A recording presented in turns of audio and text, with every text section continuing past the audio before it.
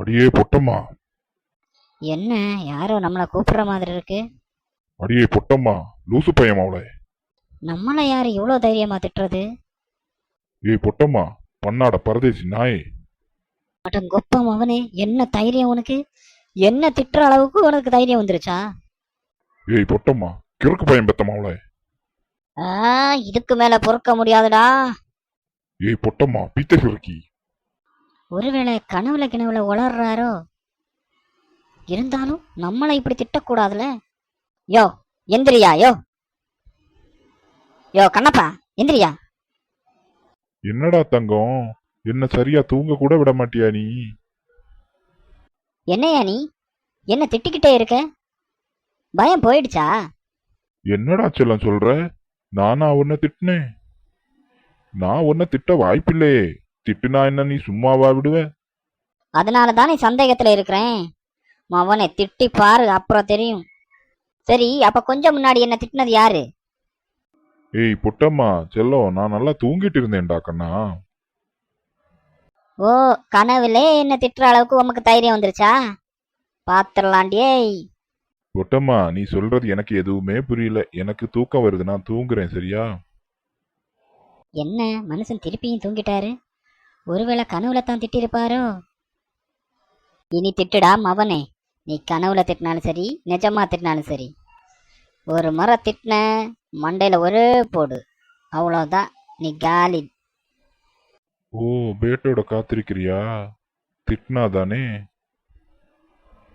காத்திரு காத்திரு, அப்படியே விடிகிற வரைக்கும் காத்திரு.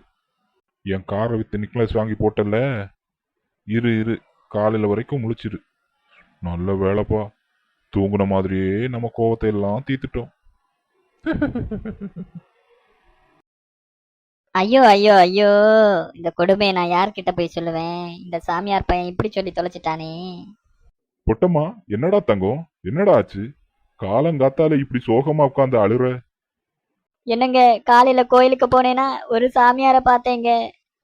அவர் என்ன சொன்னாருன்னா, புருஷன் பொண்டாட்டிங்க சொர்க்கத்துல சேர்ந்து வாழ முடியாதாங்க, யாராவது ஒருத்தருக்கு தாங்க சொர்க்கத்துல இடம் கிடைக்குமா. அதாங்க அழுதுகிட்டு இருக்கேன். ஐயோ, இந்த சொர்க்கம் நம்மளை பிரிச்சிடும் போல இருக்கே.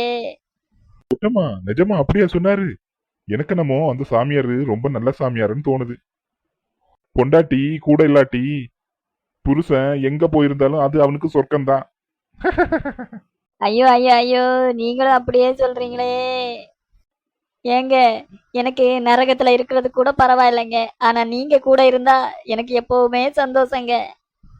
என்னடா தங்கம் சொல்ற? என் மேல உனக்கு அவ்வளவு பாசமா? பாசமாவது மண்ணாங்கட்டியாவது.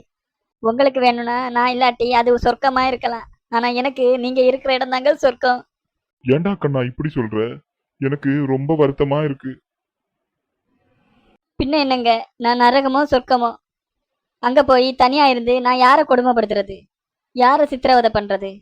அதுவும் இல்லாம எங்க நான் இல்லாம நீங்க தனியா ஜாலியா சுத்திட்டு இருப்பீங்களோ அந்த எண்ணமே என்ன அணு அணுவா கொன்னுடுங்க. நீங்க தனியா சுதந்திரமா சந்தோஷமா சுத்திட்டு இருக்கத என்னால எப்படிங்க சகிச்சுக்க முடியும்? உங்களுக்கு தெரியுமா, நான் உங்க அம்மா அப்பா உங்க அண்ணன் தங்கச்சி யாரையுமே உங்களை பார்க்க விட மாட்டேன். எதுக்கு? இதுக்குத்தான். இந்த சொர்க்கமும் நரகமும் வந்து நம்மளை பிரிச்சுட்டா நான் எப்படி உங்களை கண்ட்ரோல் பண்றது? அடிப்பாவி, பண்றது மொள்ள மாதிரித்தனம், இதுல ஏதோ உன் உரிமை மாதிரி பேசுற. நல்ல சாமியாரியா, நல்லாதான் சொல்லிருக்காரு. கதறு கதறு, நல்லா கதறு.